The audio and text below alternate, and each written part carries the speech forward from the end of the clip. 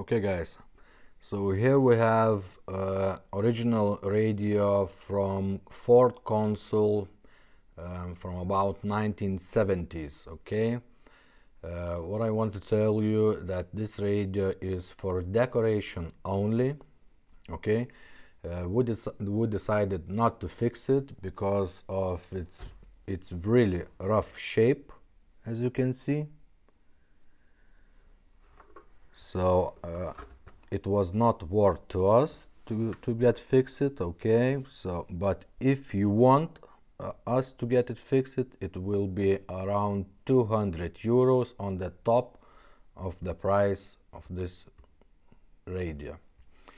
Okay, so it's really rough shape. It's practically broken everything what can be broken on this radio. So this is why to fix it is so expensive. So this radio will be for decoration only. If you own this car, you can put inside and have original radio. The brand is Orion. We kept original wires. Here is the model.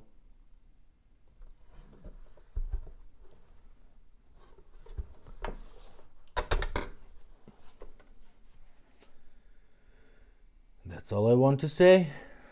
Thumbs up.